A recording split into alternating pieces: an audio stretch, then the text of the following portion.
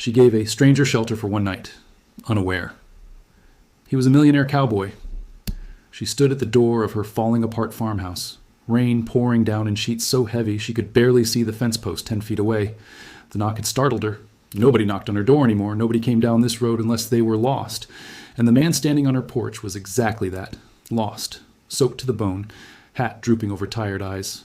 A horse tied to the fence behind him, head down against the storm. She should have turned him away. Every practical thought in her head told her to. A woman alone? A child asleep in the back room? A stranger with mud on his boots and nothing but a quiet, "Ma'am, I'm sorry to bother you," on his lips? But something stopped her. Maybe it was the exhaustion in his face that matched the exhaustion she felt every single morning when she opened her eyes. Maybe it was the way he didn't push, didn't beg, just waited, like a man who was already used to being turned away. She opened the door. She had no idea that one decision, that one quiet act of kindness, was about to change everything she thought her life was going to be. If this kind of slow, warm, emotional story is exactly what you love, stay right here because this one is going to be worth every minute. And when it's done, drop a comment telling me where you're watching from. I love hearing from you. Her name was Clara Hensley, 34 years old, widow, mother of one little girl named June who was 6 and had her father's eyes and her mother's stubborn chin. They lived on 12 acres outside a small town in Montana that most maps didn't bother to name. The land had been her husband's before it became her burden. Daniel had died 18 months ago, a tractor accident, quick and cruel and without warning. And since then, Clara had been doing what women like her had always done in situations like this. She kept going, not because she was strong in the way people meant when they called her strong, but because there was a little girl with brown pigtails who needed breakfast every morning and a bedtime story every night, and that little girl's need was the rope Clara held onto when everything else felt like it was falling apart. The farmhouse needed a new roof. The east fence was leaning. The water heater made a sound every morning like it was deciding whether or not it wanted to keep working. Clara had learned to fix what she could and live around what she couldn't. She sold eggs from 12 hens. She took in alterations from ladies in town. She stretched every dollar until it was thin enough to see through. She was not looking for help. She was not looking for anything. She opened the door to the stranger because it was raining and he looked tired, and she was raised by a grandmother who said that turning a cold man away from a warm door was the kind of thing that followed you. She told him he could sleep in the barn. He said that was more than enough. She brought him a blanket and a plate of leftover beans and cornbread. He thanked her like she'd offered him a seat at a king's table. She didn't ask his name that night. He didn't offer it. She figured he'd be gone by morning.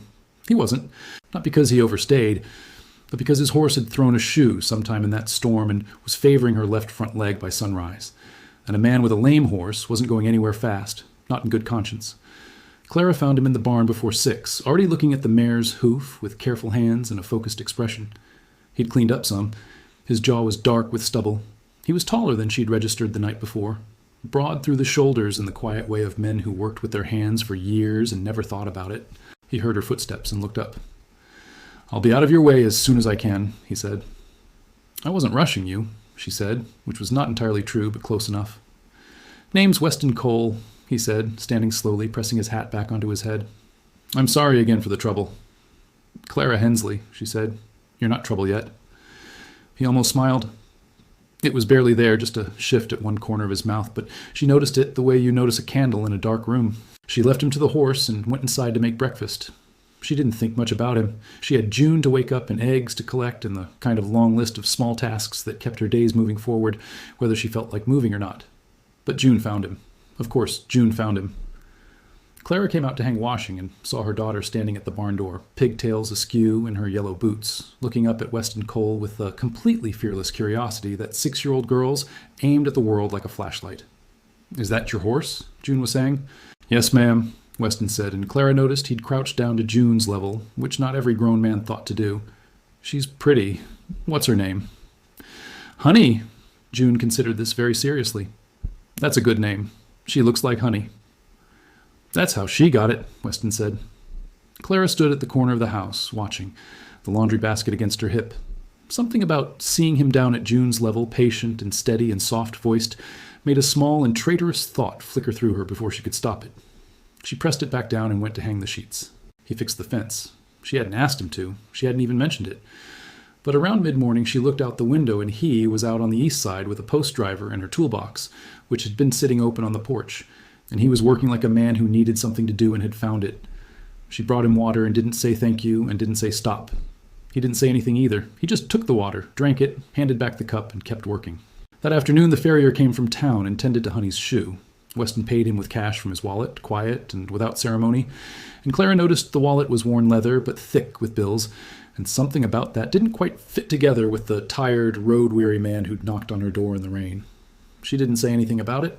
By evening, he was still there, through no design of either of them, and June had attached herself to him the way children attach to things they sense are safe, and Clara found herself setting 3 plates instead of 2 without entirely deciding to. He ate quietly. He told June that Honey liked apples and that the best time to see deer was just before dark. He asked Clara if the roof had always leaked on the left side or if that was recent.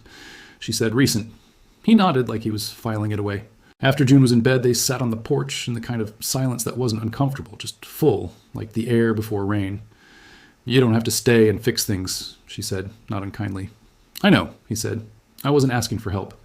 "I know that too." He was quiet for a moment. "I'm not real good at sitting still." She looked at him then, in the low golden light of the porch lamp. He was looking out at the dark land, jaw set, something behind his eyes that was old and heavy. She recognized it because she had it too. "Where are you headed?" she asked. He took his time answering. "Bought a ranch about 40 miles north of here. Haven't made it there yet. Been a long road." "From where?" "Everywhere," he said simply, and she understood somehow that he meant it. She would later find out, not from him, but from Mrs. Aldrich at the post office in town, who knew everything about everyone and several things about people she'd never met, that Weston Cole was not a wandering cowboy with a worn wallet and dust on his boots in the way she'd assumed. He was the kind of man whose name appeared on the deed of 4 separate properties, whose family had built one of the largest cattle operations in Wyoming before he'd walked away from it quietly, without announcement, and bought that land in Montana to start something that was entirely his own. He had more money than Clara would make in 30 years of egg sales and alterations, and he'd stood on her porch in the rain like a man with nothing and asked for a place to put his head because that was simply who he was when nobody was watching. She didn't find this out for another week, because he was still there a week later. The roof was the reason at first. He'd gotten up there the second morning, taken one look at what needed doing, and driven to town for materials, and the job had stretched from 1 morning into 3 days. Clara told herself she was letting him do it because she couldn't afford to pay a roofer and the roof needed doing. Which was true. What was also true was that June had started saving the best apple from her lunch for Honey, and that felt like something Clara didn't want to interrupt. The days settled into a pattern. He worked this property mornings and afternoons. Clara did her work, her hens, her sewing, her cooking. June orbited him like a small, determined planet. At meals they talked about small things, the weather, the state of the East Field, whether the well tasted off to him too, or just to her. He was not a man who filled silence for the sake of filling it, and she found she liked that. She was tired of men who talked too much and meant too little. What she didn't expect was how much June began to change. Her daughter had been so quiet since Daniel died. Not sad in a way Clara could point to, just muted, like a radio with the volume turned mostly down. But around Weston, she was herself again. Loud and curious and full of declarations about horses and weather and the way clouds look before a storm. And one evening, Clara heard her through the window, telling Weston, in the serious voice she used when something mattered a lot to her, that she missed her daddy, but that she liked having someone to talk to about horses. Clara had to set down her mug and stand at the sink for a moment before she could do anything else. That was the night everything shifted, though she didn't know it right away. She went out after June was asleep, same as she had the past several nights, and sat in the other porch chair. He handed her a cup of coffee without her asking, because he'd figured out by now how she took it. Dark. No sugar. "She talks about you," she said. "She's a good kid," he said. "Smart?" "She is." Clara wrapped both hands around the mug. "She doesn't usually warm up like that, not since her dad." He was quiet. Then, how long ago? 18 months. The number felt like a stone in her mouth every time. Tractor accident. He was alone in the south field. "I'm sorry," he said, and the way he said it wasn't the polished condolence she'd heard so many times in the weeks after. It was the kind of sorry that comes from somewhere real and quiet. "Your wife?" she asked, because she'd noticed he wore no ring but carried himself like a man who'd had someone once. He took his time. 3 years ago, illness? Took her fast. "I'm sorry," she said, same as he had. They sat with that for a while. 2 people who knew the specific weight of loss, sitting in the dark, not trying to make it lighter. Then the trouble came. It came in the form of a man named Gerald Pratt, who showed up one Saturday morning in a clean truck and a pressed shirt with papers in his hand and a smile that didn't reach anywhere near his eyes. He was a land broker, and he represented a developer who had been quietly buying up parcels in the county and who had been waiting on Clara Hensley's 12 acres for the better part of a year, knowing she was struggling, knowing that time was not on her side. He sat at her kitchen table and laid out a number that was below what the land was worth, but above what she'd been offered before, and he talked about it the way men like him always talked, like it was a favor he was doing her, like struggling women should feel grateful to be bought out. She hadn't heard Weston come in from the barn, but he was suddenly in the kitchen doorway, hat in hand, very still, watching Gerald Pratt with eyes that were calm and absolutely unreadable. Gerald noticed him, adjusted slightly. "I didn't realize you had company." "He's staying here," Clara said, not entirely knowing why she made it sound the way she did. Gerald turned back to her with the same smile. "You should think about it, Mrs. Hensley. The offer won't stay on the table." "Then it can leave," she said. Gerald left. But Clara stood in the kitchen after, staring at the papers he'd left anyway, her hand flat on the table, and she didn't have to say anything for Weston to understand what was sitting on her chest. He made more coffee, set a cup in front of her, sat down across from her in Daniel's old chair like he'd been sitting there for years. "He'll be back," she said. "Most likely. I can't afford a lawyer." "You don't need one yet," he said. "Not yet." She looked at him. "Why are you still here, Weston?" He looked back at her, steady and unhurried. "Because I haven't found a reason to leave." The words landed somewhere soft and unguarded, and she felt them more than she meant to. 2 nights later, June came down with a fever. It spiked fast the way children's fevers do, and by midnight she was burning up, and Clara was downstairs boiling water and digging through the medicine cabinet with shaking hands and the particular cold terror of a mother alone at night with a sick child. She didn't have to call for Weston. She didn't have to say anything. She didn't know if she'd made a sound or if he'd just heard something change in the house, but he was in the kitchen doorway in minutes, boots unlaced, hair uncombed, eyes already fully awake. "How high?" 103. "Get a cool cloth. I'll get her some water." They worked quietly, him sitting at the edge of June's bed talking to her softly while Clara pressed a cool cloth to her forehead. June, flushed and miserable, looked up at him and said in her small, fever-rough voice, "You're still here." "Still here," he said. "Good," she said, and closed her eyes.